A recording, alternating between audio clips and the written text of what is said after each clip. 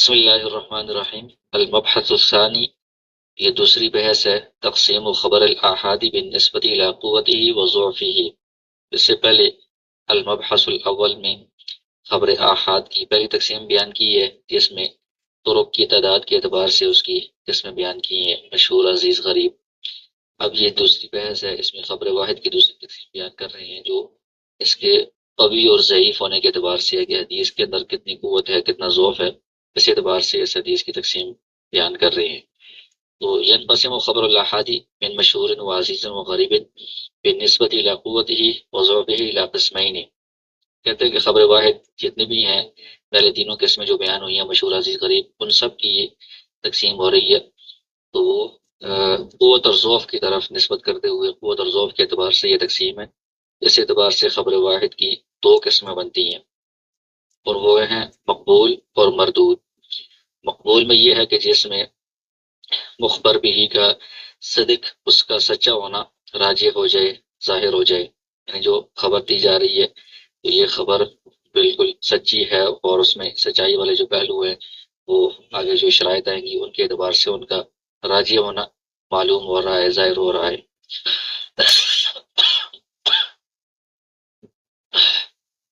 تو یہ اس کو حدیث مقبول کہا جائے گا، اور اس کا حکم یہ ہے کہ اس سے حجت پکڑنا، یعنی استدلال کرنا بھی واجب ہوتا ہے، اور اس پر عمل کرنا بھی واجب ہوتا ہے۔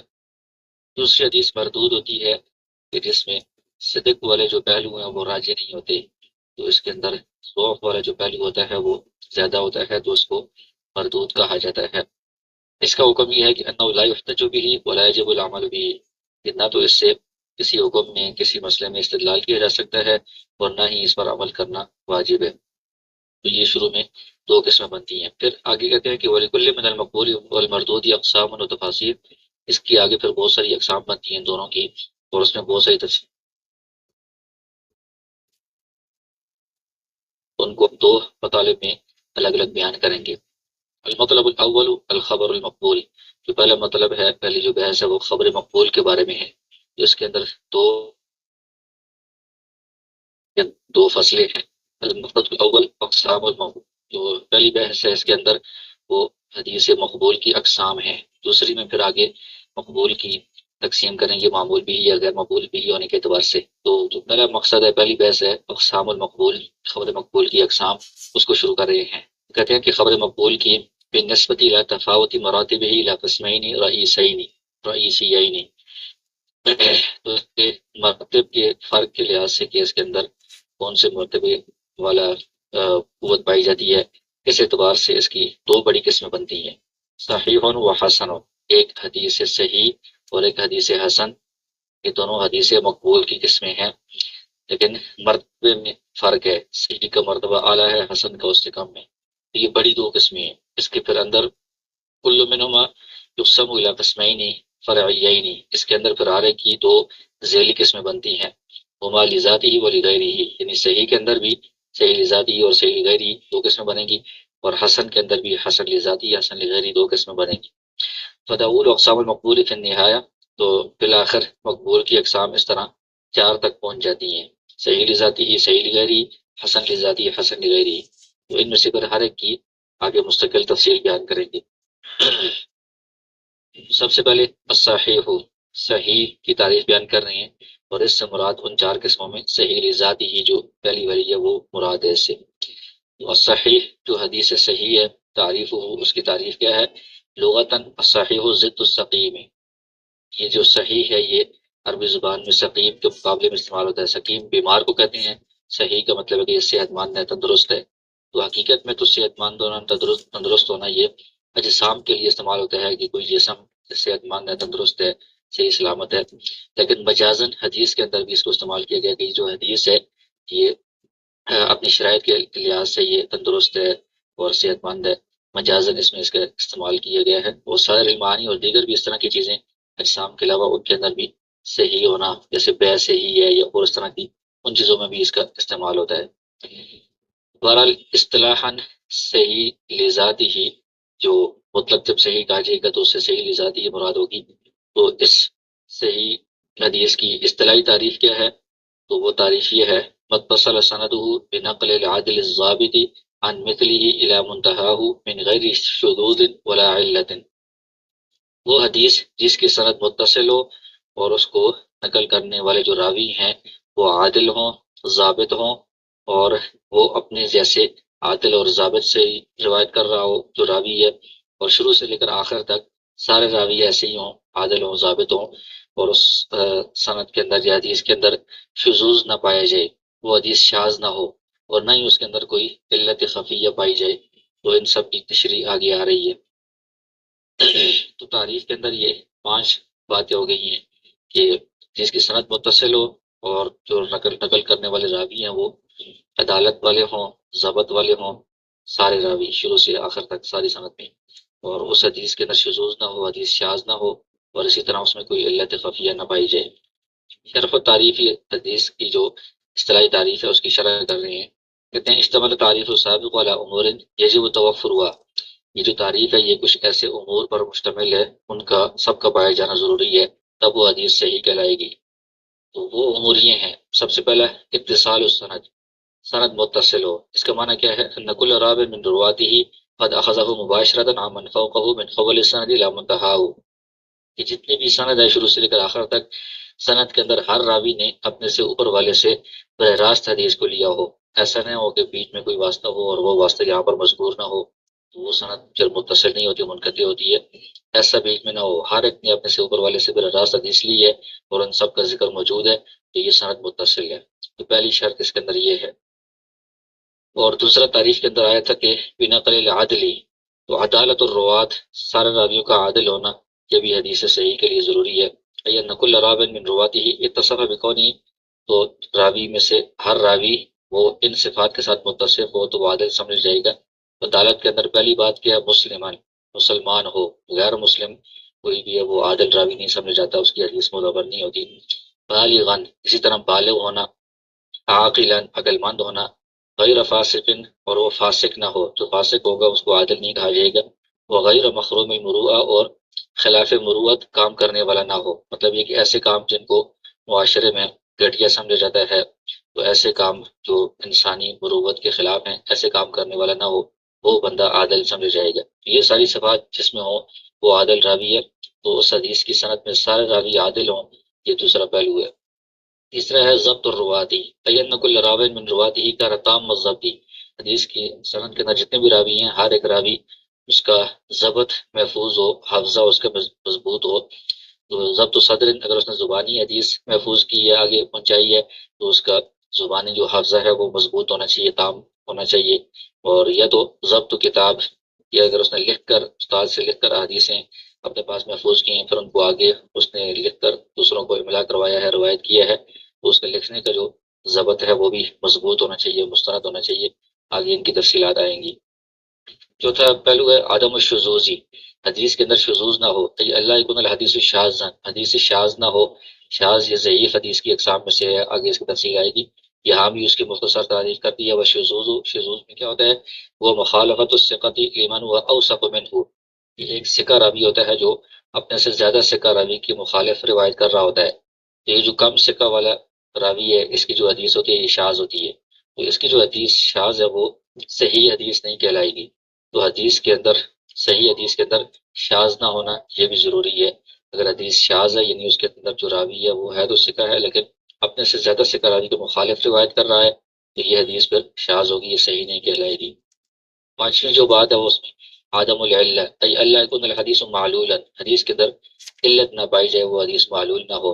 علت کیا ہوتا ہے؟ سبب غامض خفی یقدح فی صحت الحدیث، کوئی پوشیدہ اس کے اندر ایسی کوئی بات پائی جاتی ہے، کوئی ایسا سبب پایا جاتا ہے جو حدیث کی صحت کے اندر رکاوٹ پیدا کر رہا ہوتا ہے، اس کے اندر کوئی اس کو عیبدار بنا رہا ہوتا ہے۔ مع ان الظاہر السلامت منہ، ظاہر یہی لگ رہا ہوتا ہے کہ یہ حدیث بالکل ٹھیک ہے اور اس کے اندر ساری شرائط پائی جا رہی ہیں، عام بندہ اس کو پہچان بھی نہیں سکتا۔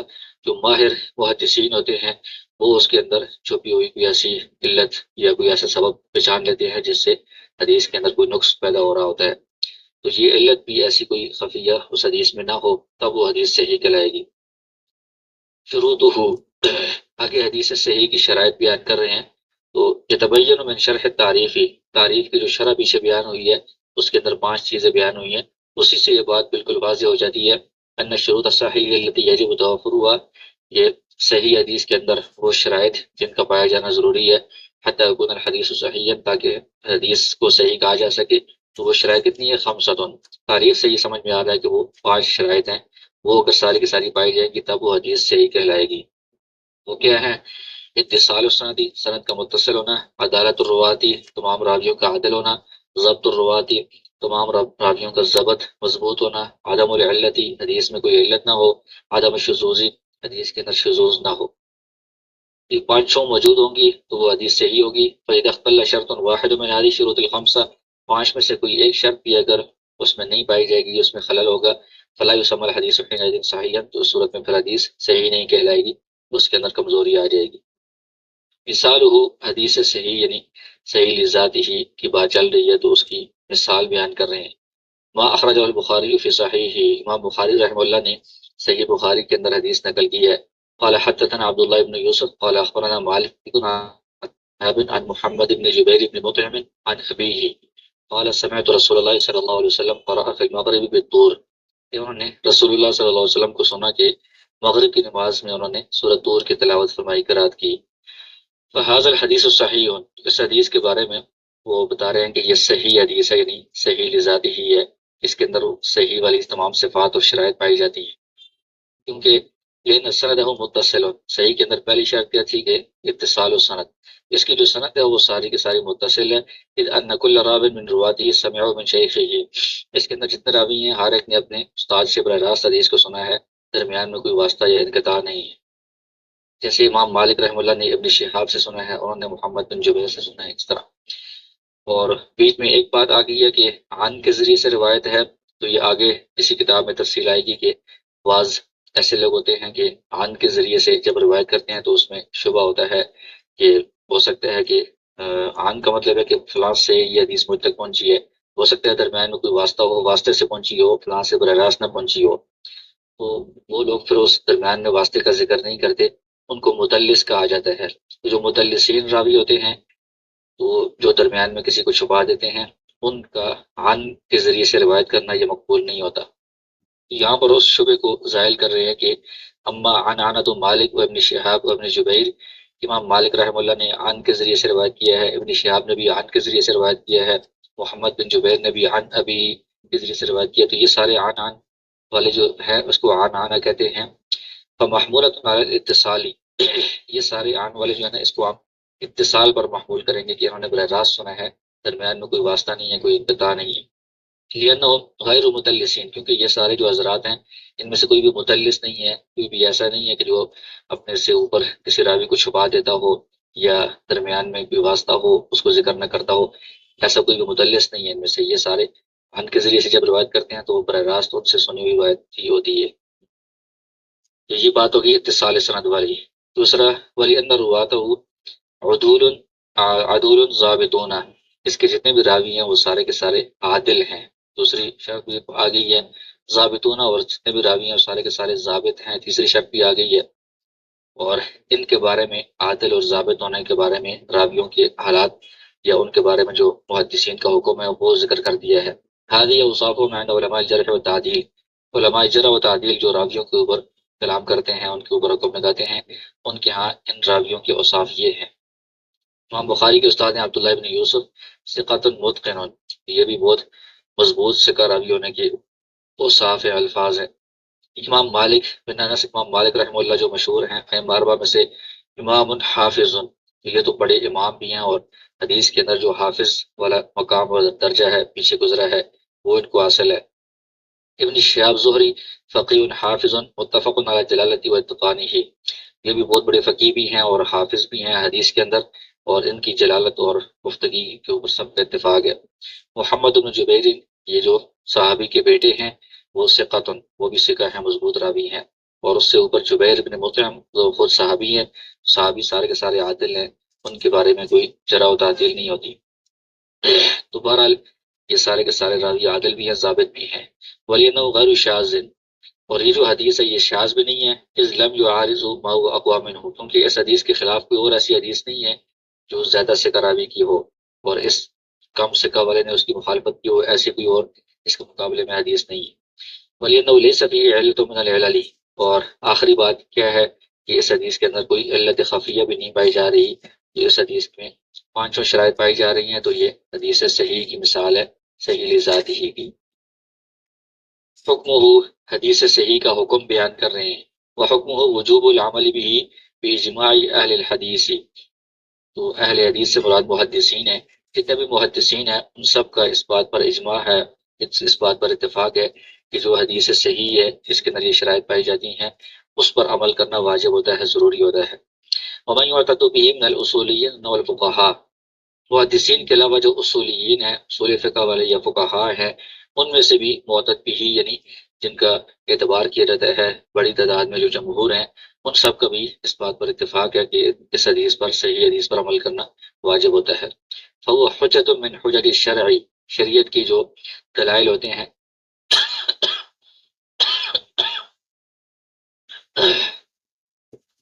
شریعت کے جو دلائل ہوتے ہیں جن سے احکام ثابت ہوتے ہیں، احکام کا استدلال کیا جاتا ہے، ان میں سے یہ صحیح حدیث بھی ہے کہ اس سے بھی احکام ثابت ہوتے ہیں، اس سے استدلال کیا جاتا ہے.